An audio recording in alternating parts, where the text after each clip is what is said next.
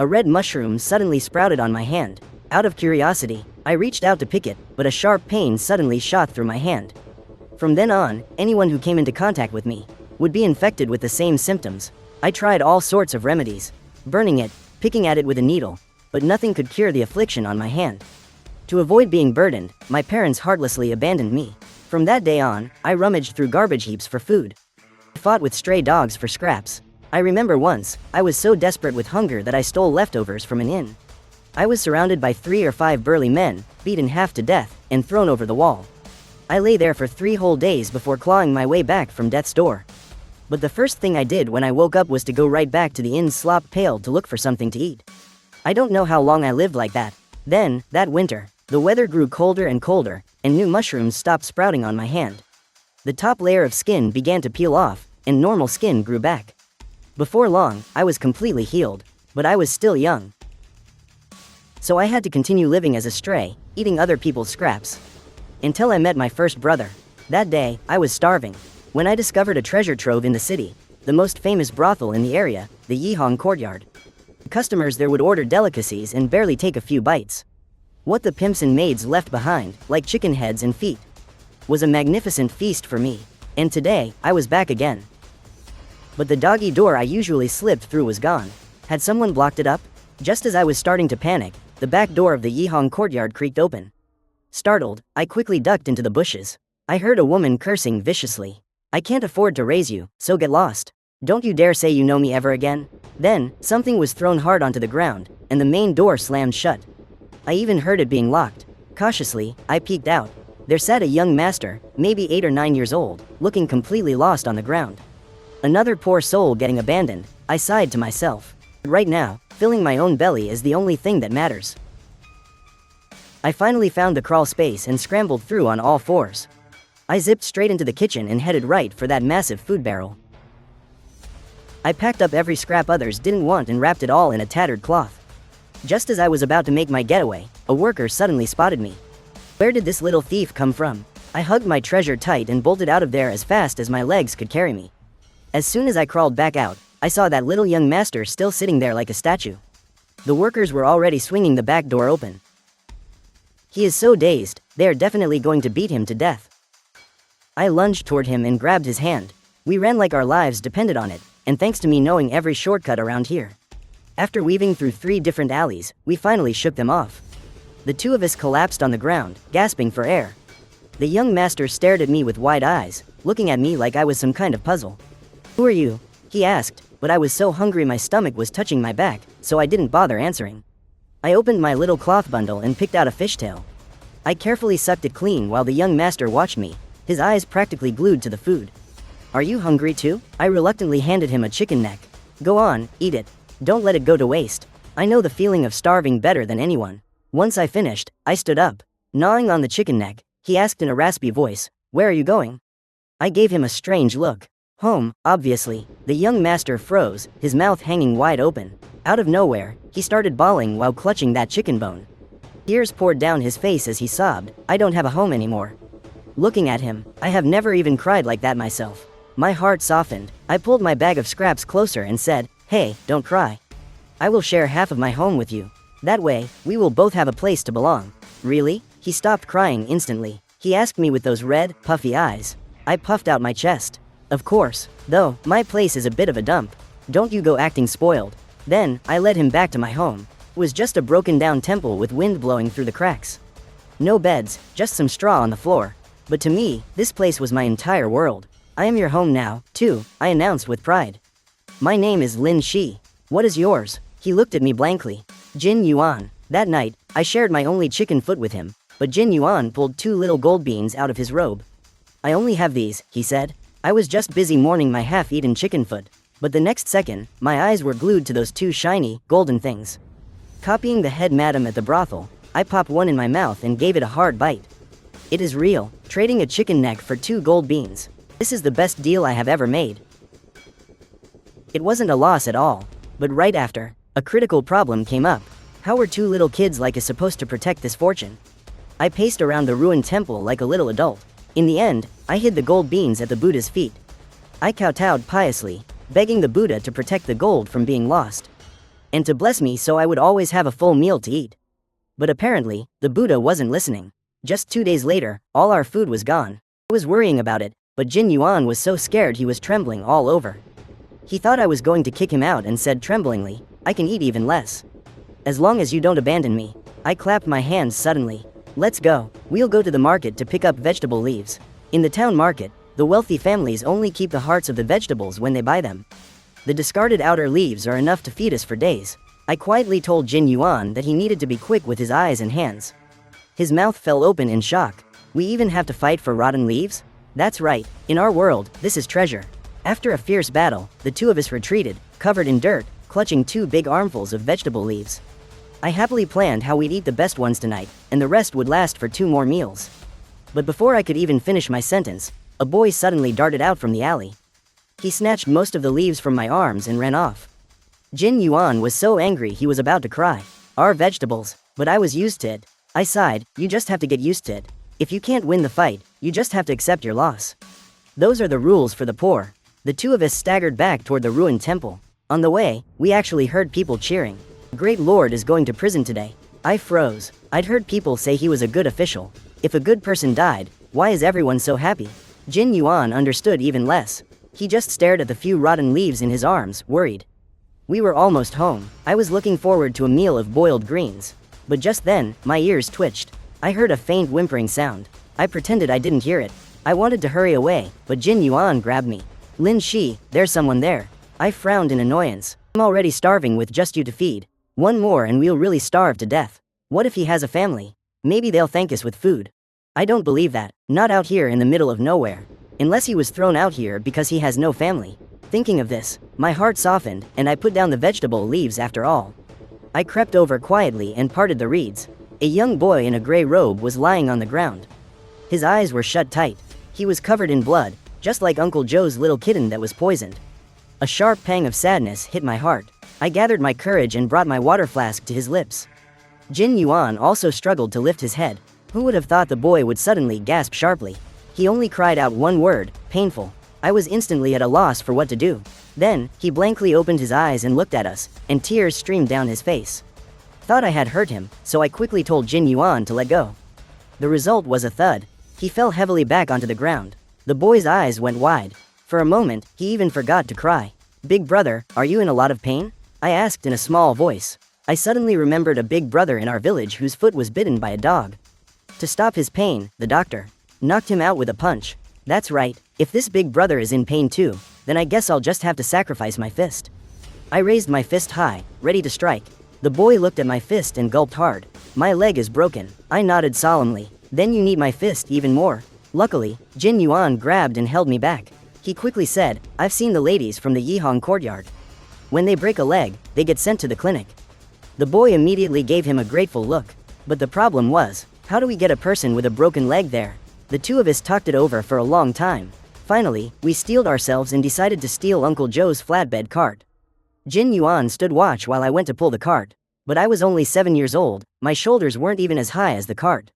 I wrapped the rope tightly around my body and pulled forward with all my might. Using all our strength, the two of us finally managed to lift the boy onto the flatbed cart. With one pulling from the front and the other pushing from behind, we were like 2 little ants. We somehow managed to drag the cart all the way to the door of the only clinic in town. I pounded on the door with my hands, which were red from the rope. "Dr. Su, help." The door opened. A middle-aged man with a beard looked at me gently. I instantly lost my nerve. I couldn't get out a single word of the speech I'd prepared about not having money. I lowered my head. In a small voice, I said, "But we don't have any money." To my surprise, Dr. Su just glanced at the boy on the cart. His brow furrowed. "Don't move, let me," he said, and without another word, he carried the boy inside the house and examined the wound. He applied medicine, used branches to make a splint, and when he was done, he carried the boy back to the cart. He also gathered half a month's worth of herbal medicine and handed it to us. "The leg is broken quite badly. He'll need to rest for 3 months. Come back in half a month for new medicine." I bit my lip and spoke again. "Dr. Su, we really don't have any money." He crouched down and patted my head. He smiled. "Good kids, no charge. Go on home now. Take good care of your big brother." I started pulling the flatbed cart. Tears immediately blurred my vision. I think I was starting to understand. Even though the world can be a cruel place, it seems there will always be someone there to love you. On the way, I asked him, "Big brother, where do you live? I'll take you home." The little gears in my head were turning furiously. Our little ruined temple can't afford a third mouth to feed. But of course, what I feared most was exactly what happened. The boy was silent for a long time, then said just one thing. "I don't have a home anymore." I burst out wailing. It wasn't because I felt sorry for him, but because I was worried about where our future meals would come from. Jin Yuan, however, was overjoyed. "I don't have a home either. My name is Jin Yuan. Her name is Lin Shi. What about you?" The boy's lips moved slightly. He slowly breathed out, "Ji Yu Yan." In the end, I brought Ji Yu Yan back to the ruined temple anyway. The two of us carefully got him settled in. "Next, I have to return the cart. I'll go with you." Jin Yuan was clinging to me as usual, but this time I refused. "You stay and take care of brother Ji Yu Yan. I'm like a little grown-up." I grabbed the flatbed cart and took off in a flash. In no time, I came back covered in dirt. Uncle Joe has a bad temper. I got a few kicks for secretly using his things. Rolling around on the ground a few times was nothing. I just wiped my face and started thinking about what to make for dinner. In the end, when a bowl of greens boiled in plain water was put in front of him, Ji Yu Yan was completely stunned. "This is all you eat?" He couldn't believe his eyes, but I was eating with great delight. "Yep, they're fresh leaves." Ji Yu Yan took one bite and his face turned green. It was vegetable soup without even a pinch of salt. He then saw that my arm was black and blue with bruises. His gaze became firm in an instant. "From now on, I'll make sure you guys get to eat meat." Without even looking up, I swallowed the mouthful of greens. "Don't you want to eat meat?" Ji Yu Yan asked curiously. I took a sip of the vegetable soup. Just staying alive is hard enough right now. How can there be a "from now on"? Feeding 3 mouths is already a massive problem. I was so worried. I thought it over and over, and finally came to a decision. We'll have to go beg for food. Jin Yuan was shocked, and Ji Yu Yan refused on the spot. If my mother and father knew, they'd probably rise from their graves out of anger. Put my hands right on my hips. "If we don't beg, we'll starve. Do you want to starve to death?" Ji Yu Yan was silent, but Jin Yuan quietly nudged me and gave me a look. There are still 2 gold beans hidden at the foot of the Buddha statue. I shot him a glare. Dr. Su treated the sickness and got the medicine. "Are you really planning on not giving him a single penny?" Jin Yuan immediately deflated. Ji Yu Yan, however, suddenly looked at me, his eyes full of admiration. He didn't expect a child like me to understand the importance of repaying kindness. But really, I didn't get it. It wasn't about some grand principle. I just felt that you can't just take advantage of someone's kindness so shamelessly. Just then, Ji Yu Yan suddenly spoke up. "I can earn money by copying books. It's only a few coins per book, but at least we won't have to beg." My eyes lit up in an instant. I hurried over and squatted in front of him. "Brother Ji Yu Yan, you know how to read? Then, can you teach me how to read and write?" He nodded, but then he added, "As long as we don't have to beg." "Fine, the dignity of a scholar. I get it, but there's a problem. If we don't beg, how will we eat? Even to copy books, you first need to give the bookshop owner a deposit of 2 copper coins." Begging was out, and we didn't have the capital to start copying books. Gritting my teeth, I decided to head into the mountains to try my luck. We had to live off the mountain. I didn't dare go hunting, but picking some mushrooms would be okay, right? So before dawn, I dragged Jin Yuan with me and headed deep into the mountains. "Lin Shi, where are these mushrooms you were talking about?"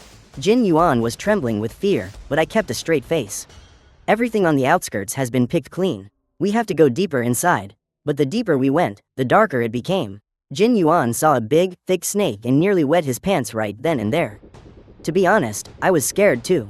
But in order to feed 3 mouths, for the 2 copper coins for Ji Yu Yan's books, I had to go into these mountains. Luckily, we didn't have to go far before we found a huge patch of mushrooms. We picked them as fast as we could, frantically. Soon, the bamboo basket was full, and Jin Yuan urged me to hurry and leave. But I didn't say a word. I tied it tightly to my waist and kept on picking. By the time the sun began to set, the bamboo basket was full again. Only then did we leave the mountains, hand in hand, and return to the ruined temple. I picked out a small portion to make soup and laid the rest on the ground to dry, just as I'd seen the villagers do. I did a pretty good job of copying them, but I had no idea that if mushrooms are too dry, they're not worth as much. 3 days later, I put the basket on my back, ready to go to the market. Before I left, I puffed out my chest and promised Ji Yu Yan, "Don't worry, big brother. I'll definitely get that book for you." Ji Yu Yan smiled and nodded, but he had no idea just how dangerous this trip to the market would be. Picking mushrooms isn't hard, and selling them isn't hard either. The real challenge was holding on to the money I made. The moment I entered the market, I started looking around everywhere. Only when I was sure that gang of bullies wasn't around did I dare to find a corner and start selling. I didn't expect goods from the mountains to be so popular. The mushrooms sold out in no time. With more than 10 copper coins in my hand, Jin Yuan's eyes went wide. But I couldn't let my guard down. I immediately split the coins into 2 portions. I hid them in 2 different spots, then grabbed him and left. We were just about to leave the market safely, and I was about to breathe a sigh of relief, when we were cornered at the entrance to an alley by several older kids who surrounded us. They all had malicious looks on their faces. The one in the lead spoke up, "Hand it over." My heart sank, but I had to play dumb. Hand what over? Of course I recognized them. They were the town's bully beggars. They specialized in bullying orphans like me. In the past, when they robbed me, all I could do was endure it. But this money, these coins were for Ji Yuyan's medicine and for food for the 3 of us. I would rather die than give it to them. I had even learned to play dumb. That kid just grinned and slapped me right across the face. The blow knocked me straight to the ground. Jin Yuan was scared stiff. He threw himself over me, shielding me with his body. "You can't hit people. Hand over the money, and we won't hit you." That kid's eyes bulged. "If you don't, we'll beat you. We'll beat you to death." Jin Yuan was so frantic and angry he could only wail. I sighed to myself. It looked like there was no getting out of this. Luckily, I was prepared. Trembling, I took out only the portion of the money from my shirt, begging with a pained expression, "Can you please leave me a little?" The kid just bared his teeth in a grin and snatched it all away. He grabbed the money, stuffed it all into his shirt, and my face went pale with anguish. I was speechless, just as he was whistling triumphantly, and about to turn and leave, he suddenly froze on the spot. At the mouth of the alley, a younger child had appeared, holding a wooden stick. His glare was like a little king of hells. "Give her the money back." That kid burst out laughing. "I, Zhao Hu, have really seen it all today. Where'd this little brat come from, daring to threaten me? I'm not giving it to you. If you've got the guts, come hit me. Ha ha ha." Before he could finish his sentence, the kid rushed forward. He raised the wooden stick high in his hand and aimed right for his head. Zhao Hu dodged in fright, but the stick seemed to have eyes of its own. It still smashed down hard on his head. Just a moment ago, he was so arrogant. Now Zhao Hu's eyes rolled back as he fell to the ground. The remaining lackeys were scared out of their wits. They all vanished in an instant. Then, the kid walked over with a serious face. He took the 8 wen from Zhao Hu's pocket and stuffed it right back into my hand. Then he turned to leave. How could I let him go? I quickly grabbed his sleeve, looking at him with pleading eyes. "Brother, I want to thank you." The kid's ice-cold face instantly turned red. "No need to thank me." I quickly asked him, "Brother, are you going home now?" He was silent for a moment. He shook his head. "I'm not going home. I don't have a home anymore." I was overjoyed. I eagerly invited him. "We're not going home either. We don't have parents. Brother, would you like to come with us? A big shot who can take down Zhao Hu with one swing. With him around, who would dare to rob me again? What's one more mouth to feed?" This deal was a huge win. Just as I was calculating, he uttered a single word, "Okay." And just like that, I picked up my 3rd older brother. His name is Xiao Lai. Both of his parents had passed away. He had just escaped from a bad family and had been starving for days. For once, I was generous and spent 1 wen on 2 meat buns. Xiao Lai ate 1, and Jin Yuan and I shared the other. Jin Yuan started crying on the spot. "Lin Shi, you're playing favorites." I patted him with a serious tone. "He's my protector. I have to keep him happy." The 3 of us finished the buns in a few bites and headed straight for the bookshop. I ran up to the owner and said in a clear voice, "Boss, I'd like 2 books for copying." But the owner just glanced at me with a look of disgust. "Where did this little beggar come from? Get out of here." As he spoke, he waved his hand and pushed me to the ground. The next second, Xiao Lai's eyes turned ice cold, and he instantly shielded me behind him. Jin Yuan also got angry and argued with the owner. "We're here to work, not to beg." The owner paused for a moment, but his tone was snide. "Copying books requires a deposit. Do you have any money?" "Yes." Jin Yuan immediately took out the 8 copper coins from his pocket. The owner glanced at them, then tried to rip us off. 8 wen. You should know, other places only ask for a 2 wen deposit. He was deliberately making things difficult for us. Jin Yuan was stunned. A murderous look was already gleaming in Xiao Lai's eyes. I quickly scrambled up from the ground. I grabbed 1 brother with each hand and snorted coldly at the owner. What a big shop, bullying its customers. We won't be copying here. After saying that, I pulled them both and ran.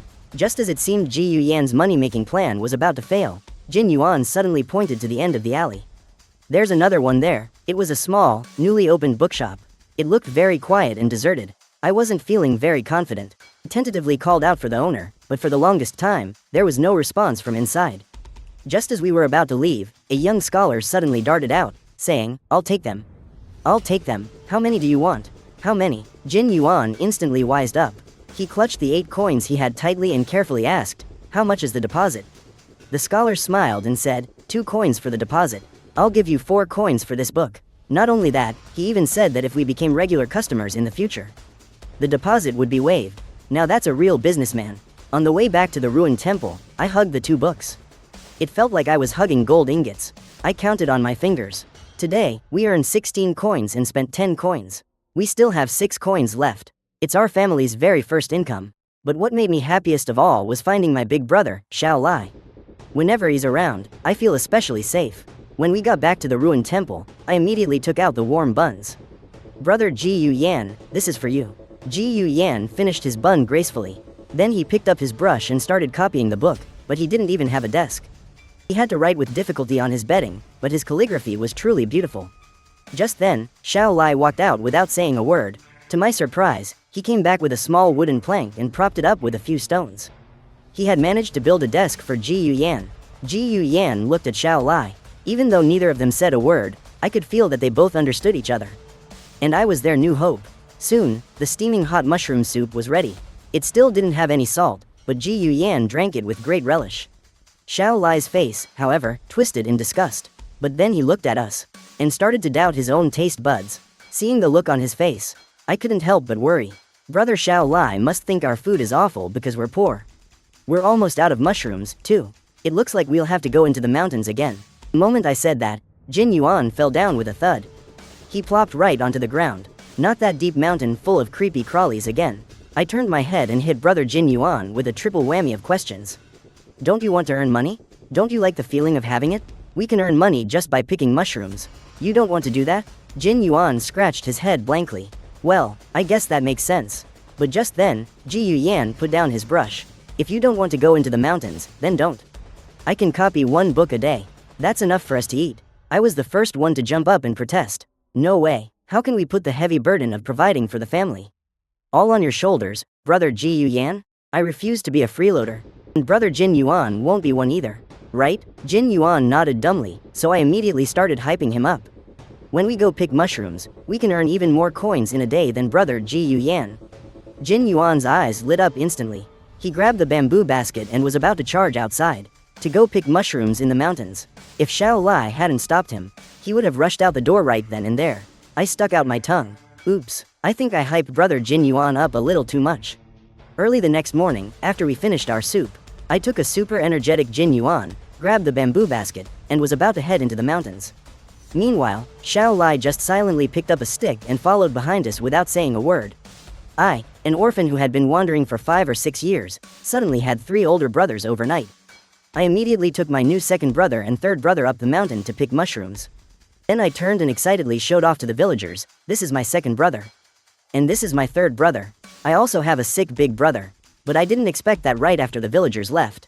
Jin Yuan got all worked up. He looked at me resentfully and demanded, "I was clearly here first. Why do I have to be second brother and not big brother?" I didn't say a word, just glanced over at Ji Yu Yan, who was copying books inside the ruined temple. With second brother's jumpy personality, how could he possibly have the calm, scholarly air of a big brother? But when second brother followed my gaze, he instantly deflated. He could only console himself with, "At least I'm not the third one." Right after that, big brother finished his copying. We had to go to the market right away to get money for them. Who knew that the mushrooms, which we'd only dried for 2 days this time, would fill an entire large bamboo basket? After we sold all the mushrooms, I counted the copper coins in my hand. There were 20 of them. That was a full 4 coins more than last time. Second brother and I looked at each other, and we instantly figured out the trick. Turns out, if you dry them for 1 day less, the mushrooms are heavier and sell for more money. And that wasn't all. We also sold the 2 books that big brother had copied. Our total income for the day was a full 28 coins. In my whole life, I had never seen so much money. My hands were shaking from excitement. But just then, third brother suddenly spoke up, saying mushrooms are more expensive than grain. It's too wasteful for us to eat them. I heard him and thought, oh, that's right. We had to listen to him on this one. So we headed straight for the food market. For 5 coins, we bought 10 pounds of the cheapest grain. But as we passed by the butcher's stall, I just couldn't walk past it. I hadn't eaten meat in such a long time. But we earned 28 coins today, and we have to save 20. That only left us with 3 coins. That little money probably couldn't even buy a pig's tail. I squatted down in front of the stall, my eyes glued to a corner where there was a big pork bone with almost no meat on it. "Mister, I'll take that pork bone." The butcher looked at me like I was a fool, but I didn't care. For 2 coins, I got the big, 5-pound bone. I shouldered the bone, feeling overjoyed, like I'd found a priceless treasure. But the next second, third brother silently took it from me and held it in his arms. I looked at the 10 pounds of grain on second brother's back, and then at the big pork bone in third brother's arms, and suddenly I felt my eyes start to water. So this is what it feels like to have brothers. This is what a home feels like. However, just as I was soaking in that touching moment, second brother suddenly turned his head, drooling, and asked me, "Lin Shi, how are you gonna cook this pork bone?" Even third brother managed a rare few words, "Just boiling it won't be good." I instantly puffed out my cheeks in anger. All that warm, fuzzy feeling was gone in a flash. "You've got to be kidding me. I worked my butt off to make money with you guys, and you dare to doubt my cooking skills?" I was so mad, but I swallowed my anger and ran to the seasoning shop. But when I asked for the price, I almost died on the spot. Single coin could only buy a small bag of salt, and that was the price of half a large pork bone. I was absolutely heartbroken. When I returned to the ruined temple, I saw that big brother, Ji Yuyan, was awake and immediately rushed over to him like he was a treasure. "Big brother, we bought a pork bone. We're having bone broth noodles today. You're in for a treat." My voice when I called him big brother was both affectionate and sweet. I saw him freeze completely. However, when he saw the bowl one brought out, which was filled with that gooey stuff, his anticipation instantly turned to shock. I was so ashamed I wished I could find a hole to crawl into. I had tried to make noodles, but I ended up making a pot of doughy lumps. The bone broth also had a strong, unpleasant smell. It was a complete culinary disaster. To my surprise, big brother didn't say a word. He just took it and ate it, one small bite at a time.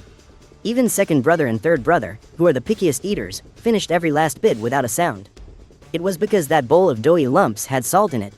At that moment, my heart felt both sour and warm. After we finished eating, I carefully took out the 20 copper coins I earned today and hid them with the money and gold nugget we had before.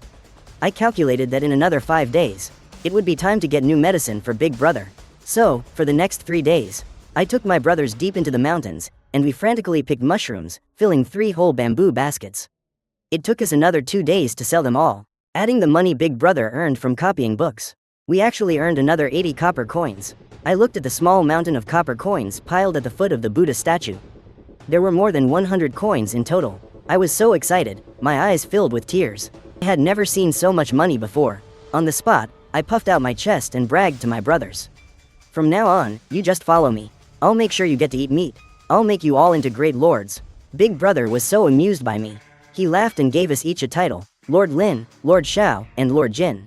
Even third brother, who was usually the coolest, couldn't help but crack a smile. The whole ruined temple was filled with a happy atmosphere. I was even smiling in my dreams. The days passed peacefully, and soon it was late autumn. Early one morning, I suddenly opened my eyes, having been woken up by the freezing cold. I peeked through the crack in the door. Outside, everything was white with a thick layer of frost. My mind went blank with a buzzing sound. I felt as if I had been plunged into ice. In past years, I dreaded the cold winters the most. We needed more clothes to keep warm, and scavenging for leftover food was not only difficult, but I could also easily get caught and beaten half to death. But right now, none of that was the main point. The main point was the mushrooms on the mountain. The mountains are cold and deep. The deeper you go, the colder it gets. After a frost, the mushrooms at the foot of the mountain might still survive, but the mushrooms deep in the mountains would all freeze to death. As for the mushrooms at the foot of the mountain, it would never be our turn to pick them. This way, just as we had saved up 100 copper coins, we lost our means of survival. I plopped down onto the ground, my heart filled with helplessness and despair. Third brother came back from outside, still wearing his thin clothes. "Are you cold?" he asked, starting to take off his outer shirt. I quickly stopped him and shook my head. "Third brother, you're wearing even less than I am. It's my fault for not thinking things through.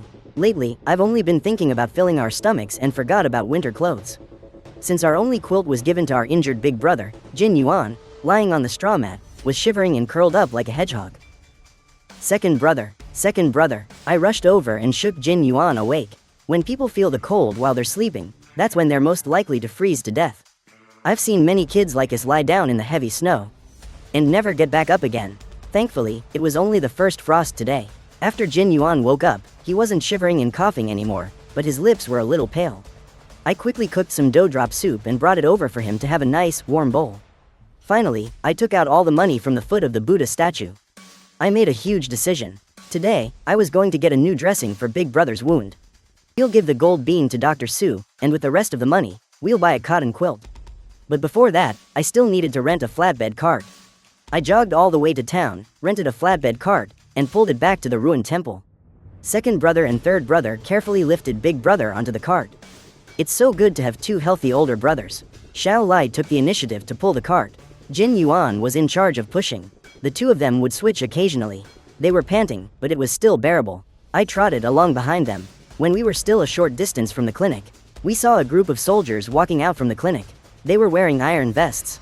They carried sheathed sabers in their hands, their expressions cold and ruthless. Behind them was Dr. Sue, trapped in a wooden yoke, and Dr. Su's wife. It looked like the two of them had been beaten. Their clothes were disheveled and their faces were gaunt. There were even traces of blood at the corners of their mouths. Xiao Lai stopped pulling the cart. Speed dropped suddenly, and Jin Yuan couldn't stop in time. He almost flew forward. I asked, "Why did you suddenly stop?" He'd only mumbled a word when Ji Yuyan snapped, "Keep your head down. Don't look at them." Xiao Lai quickly lowered his head.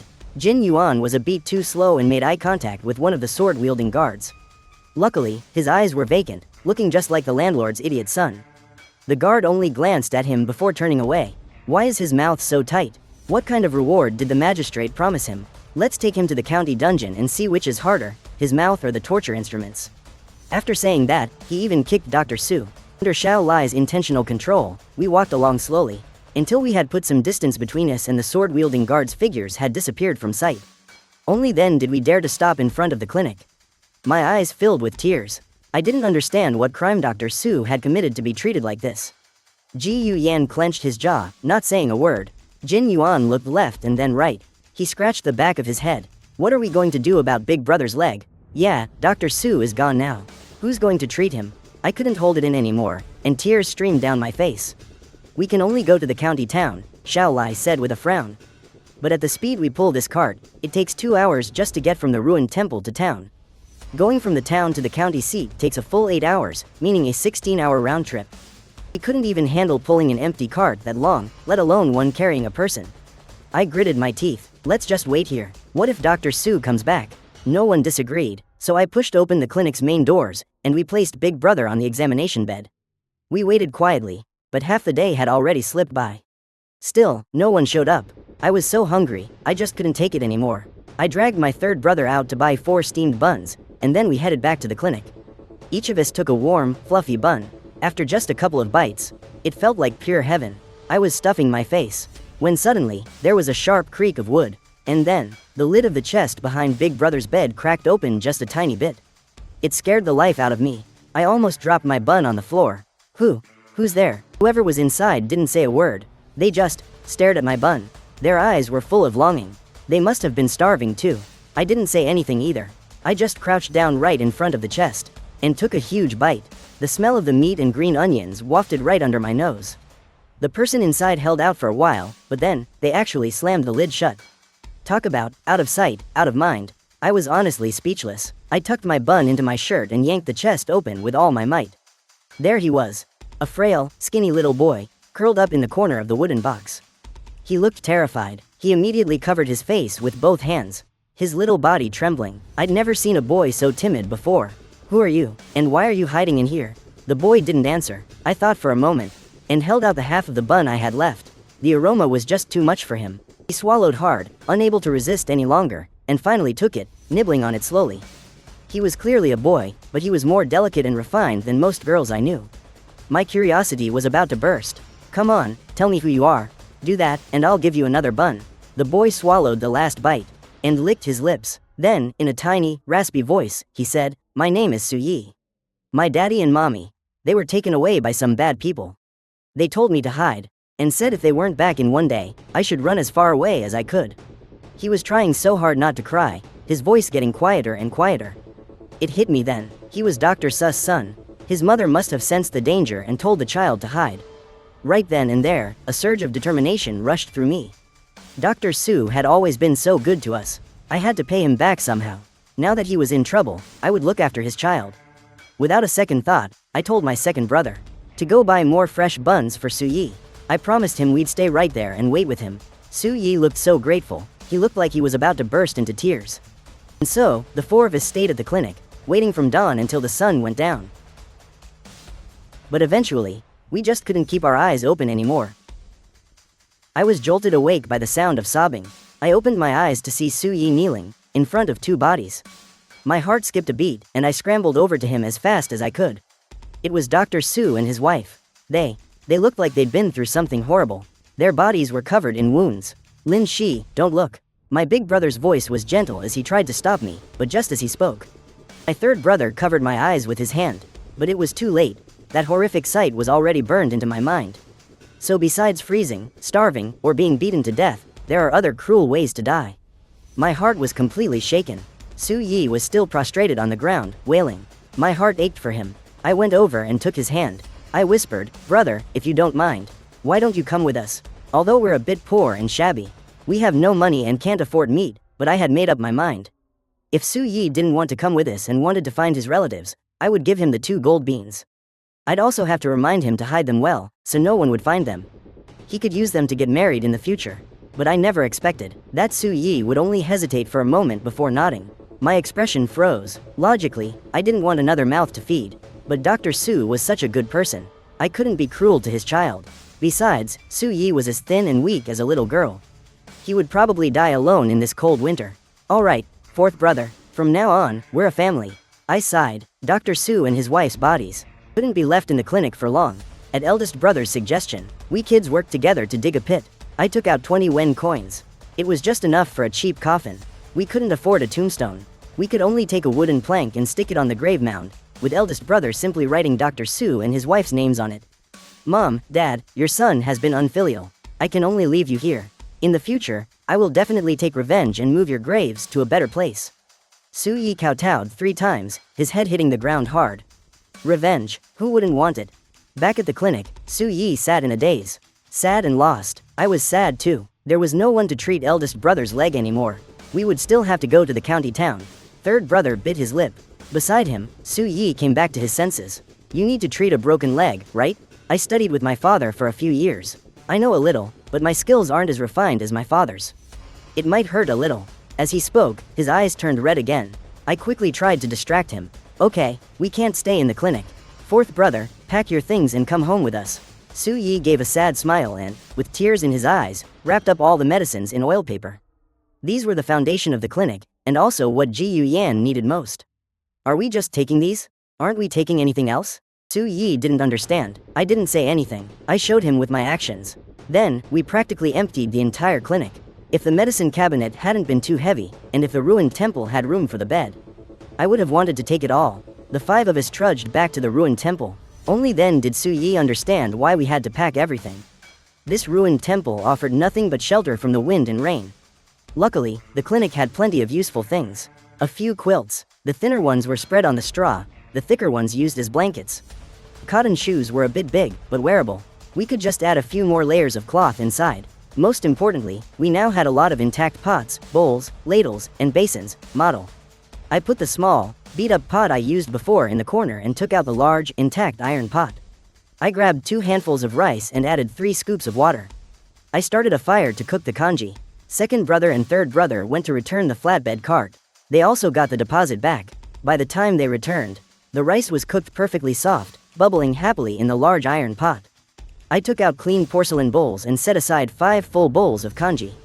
The unique fragrance of the rice, along with the thick texture of the broth, glided over my tongue. I took a sip and closed my eyes in bliss. But I soon sighed with a heavy heart. Before, half a handful of rice was enough for me alone. Now, for 5 people, 2 handfuls of rice aren't even enough without adding more, or we'd go hungry. But when I opened my eyes and looked at my 4 brothers, each with their own distinct demeanor. Big brother was practicing calligraphy, second brother was spacing out, third brother was as steady as a pine, and fourth brother was gentle and frail. I couldn't suppress the joy in my heart. After struggling for 7 years, it's not like I haven't met friends I wanted to treat as family. But before long, they all left me for one reason or another. I don't know how long these 4 brothers will stay with me. But I cherish every single day I have a family. More people means more life. But it also means the financial burden grows. After the first frost, the chill in the dilapidated temple grew worse day by day. I looked at my 4 brothers, huddled under the thin bedding, and my heart felt as heavy as a block of ice. The bedding 4th brother brought was barely enough to ward off the cold, but feeding 5 mouths became the biggest problem. There were no more mushrooms to be found, and the money big brother earned from copying books was only enough to buy some coarse rice. Our lives returned to a state of constant hunger. That day, I took the only 5 wen coins I had left to the market. I saw an old farmer looking distressed, watching over a basket of green vegetables. The weather was cold and the roads were slippery, so he had gotten into the city late. He was afraid the rest would rot before he could sell them. Suddenly, an idea popped into my head. I walked up and asked in a clear voice, "Sir, would you sell me this whole basket of vegetables for 3 wen coins?" The old man looked me over for a moment, and saw Jin Yuan behind me carrying an empty bamboo basket. He sighed and agreed. I divided the greens into 2 piles, keeping the leafier parts for us to eat.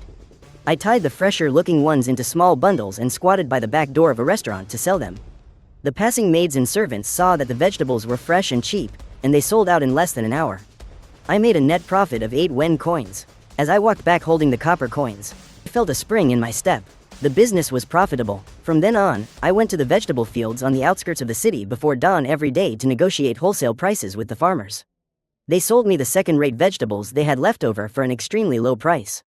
I would then sort through them, pick out the sellable ones, and take them into the city to sell.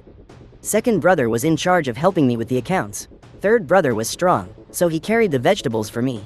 Although big brother couldn't move, he would write little wooden signs for fresh daily vegetables to help me attract customers.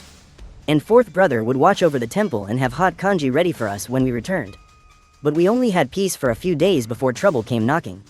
The vegetable vendors in the city saw I was taking their business, so they cornered me and wouldn't let me set up my stall. Their leader was a big, brutish-looking man. He kicked my bamboo basket over with 1 foot. The vegetables scattered all over the ground, and he pushed second brother down beside them. My eyes were red with anger, and I was just about to argue. Third brother appeared out of nowhere, wielding a carrying pole. His gaze was as cold as ice, as if daring him to lay another finger on me. The big man saw he was just a kid and sneered, about to make a move. But he was forced back by a swift strike from the pole. The surrounding vendors gathered to watch the commotion. Some people recognized me as someone they often supported, and saw the boy was just a child. They all started speaking up for me. The big man didn't get his way. He walked off, muttering curses. I knelt on the ground to pick up the vegetables.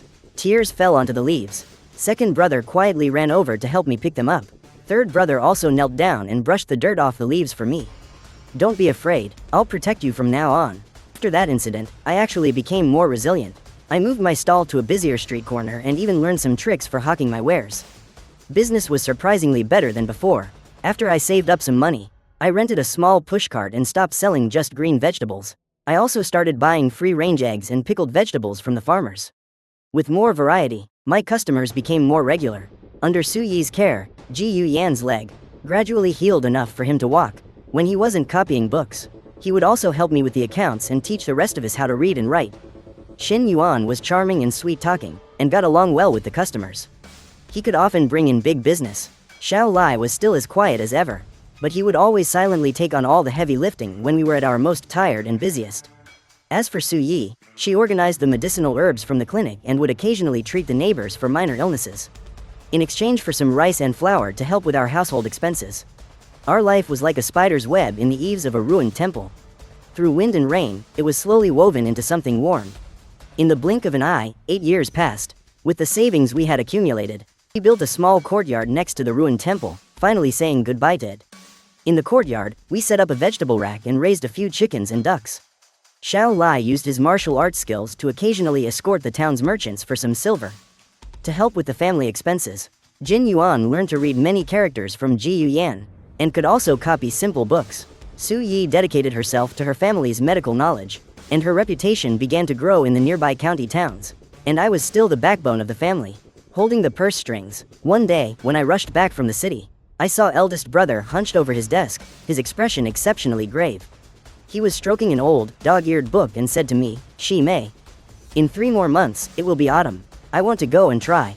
I knew eldest brother had studied since he was a child, and in all these years of copying books, he never forgot anything he read. I figured he must be somewhat confident. Seeing this, I became serious as well. I put down what I was doing. "Brother Ji Yu Yan, have you made up your mind?" Ji Yu Yan nodded. There was a light in his eyes, yet it was tinged with a hint of sadness. It's just that the journey to the capital is long, and the travel money is a big problem. Besides, my leg, the travel money, I'll handle it, second brother said as he walked in, with third brother behind him carrying a sack. Eldest brother, you just focus on preparing for the exam. What's there to fear about a bad leg? Even if we have to carry you, we'll get you to the capital. Just then, third brother also put down the sack in his hands. Gathered around, I'll take on a few more escort jobs. I'll go into the mountains and try my luck, see if I can dig up any valuable herbs. Seeing second brother and third brother come up with plans, Ji Yu Yan's heart was filled with warmth. That's right, big brother. Don't forget you're not alone. You still have us. It's just a shame that fourth brother Su Yi is away seeing patients. He didn't get a chance to tell him yet. In the days that followed, the lamp in the ruined temple burned late every night. Ji Yu Yan buried his head in his books, studying hard at the wooden table Xiao Lai had set up. The candlelight cast his shadow on the wall. It was thin, yet stood tall. Lin Shi took Jin Yuan into the mountains before dawn. They not only picked mushrooms but also learned to identify herbs, getting their hands covered in countless scratches from the thorns. Xiao Lai took a long-distance escort job to the neighboring county and was gone for half a month. He came back injured, but he slapped a heavy silver ingot into Lin Zai's hand. And fourth brother Su Yi, hundreds of miles away, also sent the money he had earned from seeing patients after hearing the news. He also sent his sincerest blessings for big brother. Finally, we had enough money for the trip to the capital. On the day we left, it was still dark. We took out all the copper coins and gold beans from the foot of the Buddha statue and stuffed them into Ji Yu Yan's bag. Xiao Lai carried Ji Yu Yan's luggage. Jin Yuan supported Ji Yu Yan, and I walked at the very front, like a little animal protecting its cubs, leading my brothers on the road to the capital. The bumpy journey took a toll on Ji Yu Yan's leg. He was sweating cold from the pain, but he gritted his teeth and didn't make a sound. When we passed a post station, we were all short on money. We could only huddle together in a woodshed for the night. I was so cold I curled up into a ball. Xiao Lai silently took off his own coarse outer coat and draped it over me. Jin Yuan handed the last half of a steamed bun to Ji Yu Yan, swallowing hard and saying he wasn't hungry. Ji Yu Yan looked at his three younger siblings, his eyes welling up. He made a silent vow to himself that he would definitely make a name for himself and give them a lifetime of peace and security. Once we reached the capital city, we found the cheapest inn to stay at.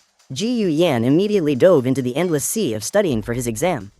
Meanwhile, I took my older brothers to the city streets to find a way to make a living. I discovered that the capital was full of high officials and wealthy people. The wild mushrooms I gathered could actually be sold for a high price, so I went back to my old trade.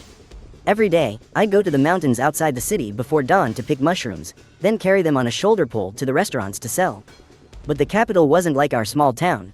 There were rules everywhere, and bullies everywhere. One day, I had just finished selling my mushrooms, and was on my way back to the inn when a few local thugs blocked my path. The brutish-looking leader reached out to snatch my money pouch. I clutched the pouch tightly, stuck out my neck, and yelled, "This is my eldest brother's exam money. You won't lay a finger on it." The thugs burst out laughing.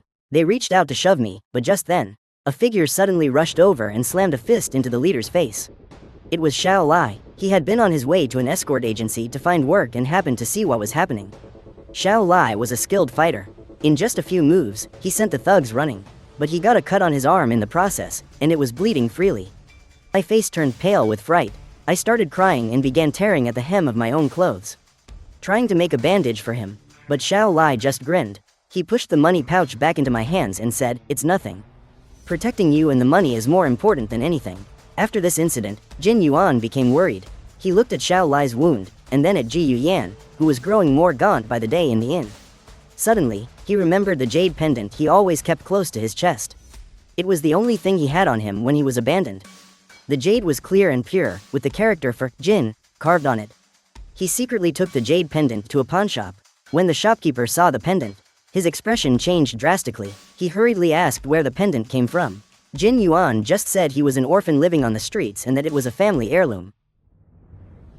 He gave him 10 taels of silver.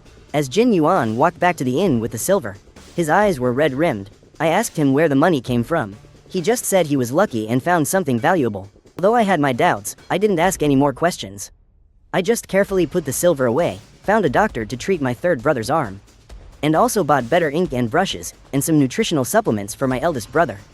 On the day of the autumn examination, Ji Yu Yan entered the examination hall. I waited outside with Xiao Lai and Jin Yuan. We waited from dawn until dusk, not even daring to take a sip of water. When the 3-day exam was over, Ji Yuyan came out with chapped lips. He had lost a lot of weight, but he managed to squeeze out a smile for us. I managed to answer all the questions. On the day the results were posted, on the capital's announcement board, the name Ji Yuyan was written right at the top. He was the top scholar in this year's autumn examination. When the news got back to the inn, I hugged Ji Yuyan's arm and started crying. I was a sobbing mess. Xiao Lai, for once, was smiling. Jin Yuan jumped for joy, nearly knocking over the table. Ji Yuyan became famous overnight, but he didn't forget his brothers. He used his reward money to rent a decent courtyard house so that we no longer had to cram into an inn. But it wasn't long before trouble came knocking at our door. One day, a group of officials suddenly surrounded the courtyard, claiming Ji Yuyan was the remnant of a rebel faction. They wanted to arrest him. I blocked their way, standing in front of Ji Yuyan. With my hands on my hips, I questioned the officials. My big brother is the top scholar. By what right do you arrest him? The official in charge sneered. His real name isn't Ji Yuyan. He's the youngest son of the former imperial censor's family. Censor Gu's entire household was executed for impeaching a corrupt minister. He's the one who got away. So, Ji Yuyan's past was far heavier than he had told us. When his father was framed, a loyal servant risked everything to get him out when he was just a child. But they were attacked on the way, and he broke his leg. He also forgot many things from his past, only remembering that he had to get revenge and clear his father's name. Just as the officials were about to move in, Xiao Lai whipped out a wooden staff he had hidden behind his back and stood protectively in front of us all. Just as things were about to escalate, a luxurious carriage came speeding towards us. The curtain of the carriage was lifted, and a stern voice stopped the officials. Who dares to touch my student? The man was the current grand tutor, and he was also the chief examiner for the autumn examination. He had long seen Ji Yuyan's talent and integrity, and had secretly investigated his background. The grand tutor addressed the officials. His Majesty has also been secretly investigating the wrongful case of Censor Ji Yu. His name will be cleared soon. Do not be so presumptuous. The officials retreated in disgrace. Ji Yuyan bowed deeply to the grand tutor. The grand tutor helped him up inside. You are a promising young man. Don't let your talent go to waste, and more importantly, don't let down the siblings who depend on you. After this incident, the truth about Ji Yuyan's background was finally cleared. It also strengthened his resolve to take the palace exam, become the top scholar, and uphold justice for the country. We returned to our home in the small town. Big brother buried himself in his studies, constantly preparing for next year's exam. During this time, fourth brother, Su Yi, also returned from afar. With him around, big brother's health was something we didn't have to worry too much about. Second and third brother were constantly looking for work to earn money. I watched as my brothers grew more worn out each day for the sake of our future, and my heart was filled with mixed emotions. Soon, the day came for big brother to travel to the capital for the exam. We sent him off at the ferry dock. Jin Yuan held 2 large bags of salted vegetables he had dried himself, and Xiao Lai tucked a short dagger into his bundle for self-defense. Su Yi prepared a full box of common medicinal herbs. Ji Yuyan looked at us, his eyes turning red. If I can succeed, I will make sure you all live good lives. After Ji Yuyan left, Jin Yuan suddenly fell ill with a strange sickness. He had a high fever that wouldn't break, and he kept muttering about his mom, dad, and a jade pendant. Su Yi searched through all his medical books, but could only conclude it was an acute illness caused by emotional distress. One day, as I was watching over Jin Yuan and giving him medicine, a group of guards in brocade robes suddenly appeared outside our courtyard. The head steward saw Jin Yuan, and immediately fell to his knees, crying, "Young master, this old servant has finally found you." He took out a jade pendant. It was the very one that Jin Yuan had pawned. It turned out that Jin Yuan was the youngest son of the wealthy Jin family from the capital, who had been abducted years ago. The Jin family had been searching for him for 8 whole years. Master and Madam Jin rushed over that very night. After seeing his features, they confirmed that Jin Yuan was indeed their lost child. They planned to take him back to the capital, but when Jin Yuan heard this, he hugged me, looking unwilling, and cried, "Without my brothers and sister, I can't go. I want to take them back to the capital with me." Master Jin looked around our simple yet cozy mud house and heard the story of how we had relied on each other all these years. He sighed and said, "You are all good children. If you are willing, you can all come to the capital with you honor. The Jin family will certainly not treat you poorly." I was about to refuse, but Jin Yuan grabbed my hand and wouldn't let go. Xiao Lai and Su Yi also urged me to go to the capital, so we could look after big brother. So, we sold our mud house and vegetable patch and followed the Jin family to the capital. The Jin family estate was vast, with carved beams and painted pillars. But I always felt constrained there, so I took Xiao Lai and Su Yi and found a small house in the suburbs of the capital to settle in. We only visited Jin Yuan at the Jin estate occasionally. Even though Jin Yuan had returned to his family, he hadn't forgotten his roots in the slightest. He would run over to my place every day and even bring the account books from the Jin family's shops to learn from my experience. In the blink of an eye, spring arrived. With his solid knowledge and unique political insights, Ji Yu Yan took first place in one fell swoop, becoming the new top scholar. In the Golden Throne Hall, the emperor saw that he was quick-witted and of upright character, and immediately appointed him as a compiler in the Hanlin Academy. He granted him leave to return to his hometown to honor his ancestors and also rewarded him with a great deal of gold, silver, and silk. The day Ji Yu Yan returned home in glory, it caused a sensation throughout the entire small town. Model. He rode a magnificent horse, with my brothers and me following behind him. The 5 of us returned to that ruined temple and bowed 3 times before the Buddha. Looking at the dust-filled hall, my eyes welled up with tears. The Buddha really answered our prayers. Big Brother truly became an official. Though our lives had become more stable, Xiao Lai always felt restless, with all this energy and nowhere to use it. Then one day, an urgent report came from the border. The Huns were invading. The imperial court issued an urgent call for soldiers, and the thought of enlisting sparked in Xiao Lai's mind. He stared at the recruitment notice by the city gate, unable to sleep a wink all night. Early the next morning, he came to tell me he was leaving. Shi Mei, I want to join the army. You all saved my life. Now that the nation is in peril, it's my duty to go and defend our borders. When he told me what he was planning, my eyes reddened. But I nodded. If you want to go, third brother, then you should go. Big brother, second brother, fourth brother, and I will all be waiting for you to come back. You have to take care of yourself. Don't get hurt. Even though I couldn't bear for him to leave, I knew about the fighting spirit in his blood. With tears in my eyes, I helped him pack his things. Ji Yu Yan and Jin Yuan also supported him wholeheartedly. Ji Yu Yan used his connections to get Xiao Lai a position as a personal guard. Jin Yuan secretly slipped him a lot of silver, while Su Yi gave him some priceless wound salve. On the day Xiao Lai left, the rest of us went to the city gate to see him off. I slipped him a purse embroidered with a little gentleman that I had made myself. It was to keep him safe. My face was flushed and my eyes were red. He took the purse and vaulted onto his horse. He only said one thing: wait for me. I'll come back and protect you for the rest of my life. Life on the border was tough, but Xiao Lai relied on his wolf-like tenacity. He climbed the ranks step by step from a mere foot soldier. He was both brave and strategic in battle. He saved his commanding officer several times and earned distinguished military merits. At first, letters from the border arrived monthly, but later, as the fighting intensified, the letters gradually stopped. Then one day, news arrived that he had been killed in action. I fainted on the spot. Jin Yuan used all his connections to make inquiries at the border. He sent the best physicians to the border, and Ji Yu Yan petitioned the court for a full investigation. Su Yi stayed by my bedside, brewing medicine and caring for me day and night. Not long after, news arrived. It turned out that during a battle, the enemy launched a surprise attack, and Xiao Lai stayed behind to cover his comrades' retreat. He was struck by several arrows and was unconscious for 3 days and 3 nights. Afterwards, he was rescued by some herdsmen, which is why the news was delayed. And thanks to fourth brother's special ointment, third brother, blessed by fortune, managed to pull through. For his service in that battle, he was promoted to deputy general and granted a chance to visit home. The day I saw him, I was shocked. His body was covered in scars, a world apart from the third brother who had left for the expedition. But not wanting to worry us, he just smiled and said, "Those Zongnu brats aren't good enough to take my life." We all hugged him and cried together. Ji Yu Yan immediately petitioned the emperor to let Xiao Lai stay in the capital to recover. But once his wounds healed, Xiao Lai insisted on returning to the border. As long as our country's borders are not secure, I will not return. Several years passed, and with his numerous military achievements, he became the feared young general of the borderlands. Enemy troops would scatter in fear at the very sound of his name. They never dared to attack the border again. One day, the gates of the capital were opened wide.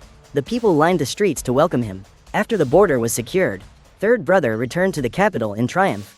I waited with my brothers early at the city gates. When I saw that majestic, armor-clad figure, I couldn't hold back anymore and rushed into Xiao Lai's arms. I cried, "Third brother, you're finally back."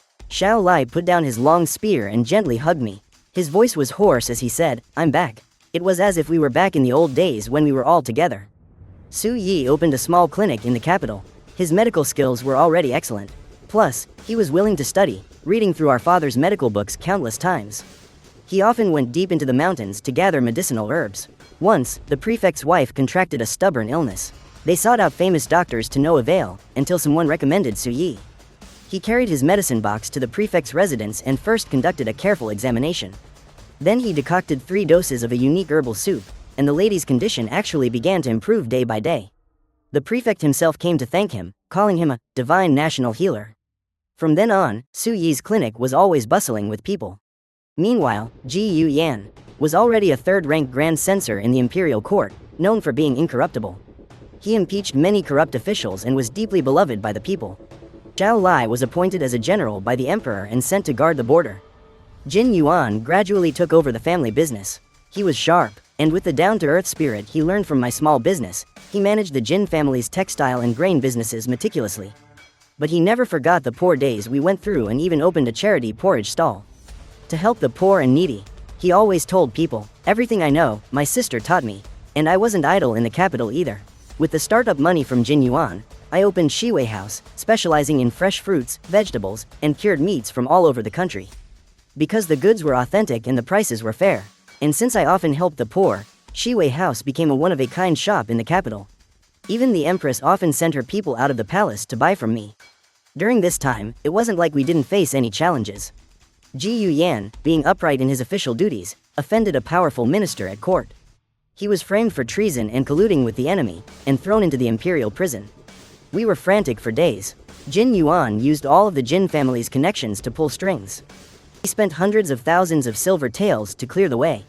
Su Yi went to the palace overnight, using the excuse of treating the Empress Dowager to plead Ji Yu Yan's case.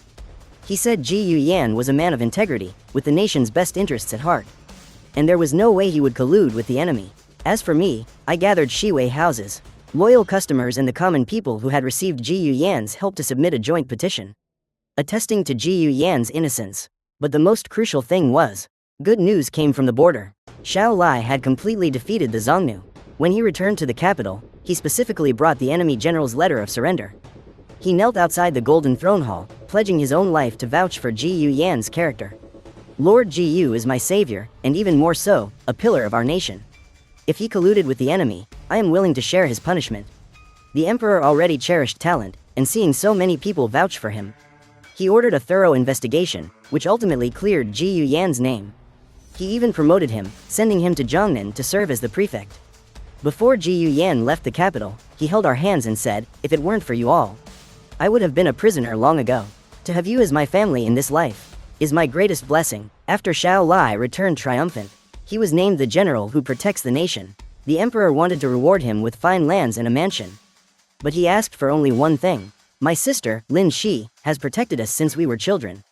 I hope your majesty will allow her to run Shiwei House freely, without harassment from officials." The emperor laughed and agreed, even personally writing the inscription for Shiwei House's sign. With such a high honor, my little shop became even more popular. Another 5 years passed. The 5 of his siblings were each thriving in our own way. Ji Yu Yan's achievements as a prefect in Jiangnan were remarkable, and he was deeply loved by the people. Jin Yuan became the richest man in the capital, but he still ran over to Shiwei House every day to bring me the freshest ingredients. Zhao Lai was stationed at the border, but he would come back every year, bringing me gems and specialties from the western regions. Su Yi became the head of the Imperial Medical Academy. Even the emperor called him a miracle doctor. But he always said that half of his medical skills came from our father, and the other half was nurtured by his sister's kindness.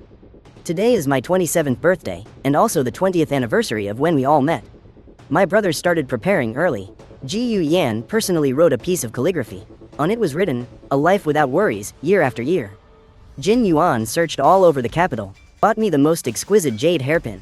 Zhao Lai sent me a chest of rare treasures from the western regions, which was filled with agate, amber, and all sorts of spices.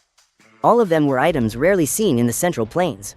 And as for Su Yi, he gifted me the one and only youth-preserving elixir in the world.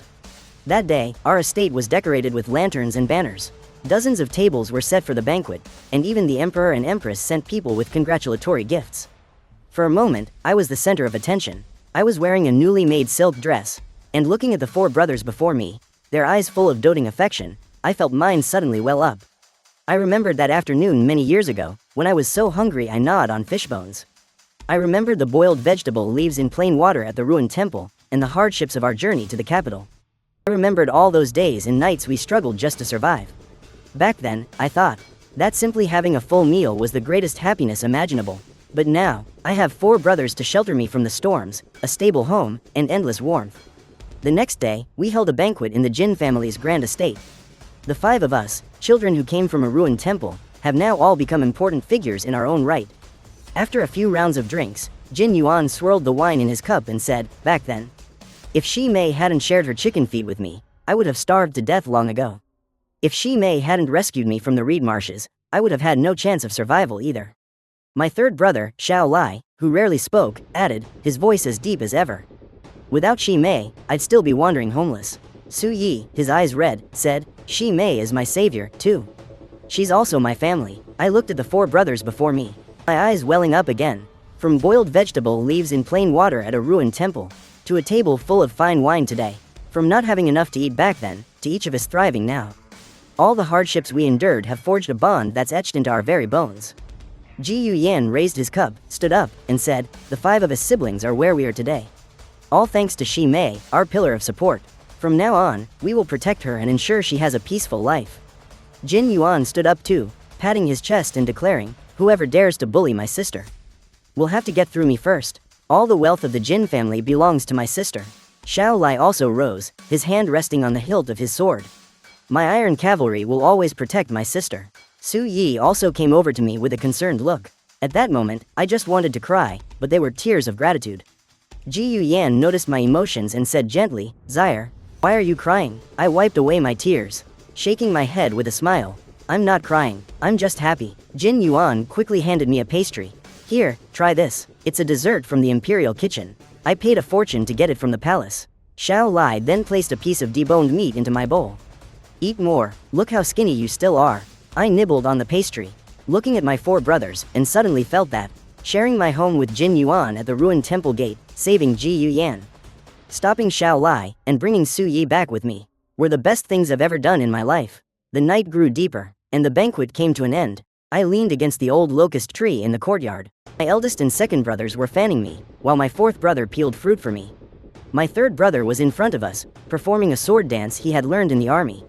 The evening breeze drifted by, carrying the sweet scent of locust blossoms. I yawned, but a sweet smile played on my lips. Suddenly, it felt like being cruelly abandoned by my parents back then. And all those days of going hungry had just been paving the way for my destiny. All the hardships I had endured, all the suffering I had known, were ultimately exchanged for the most precious family ties in this world. Later, I became the girl everyone in the capital envied. My eldest brother was the top scholar of the imperial court. My second brother, the richest man in the capital. My 3rd brother was the general who guarded our nation. My 4th brother, the miracle doctor. They doted on me like a princess, and I knew that my life would always be this wonderful. My brothers would protect me, ensuring I'd be carefree year after year. Peace and safety, year after year. It was New Year's Eve. The 5 of us returned to the site of that old, ruined temple. A schoolhouse stands there now. Ji Yu Yan had taken the lead in funding its construction, specifically to shelter homeless children. The snow fell in silence. Jin Yuan handed me a flask to warm my hands. Xiao Lai pulled my cloak tighter around me, while Su Yi pressed a warming pill into my hand.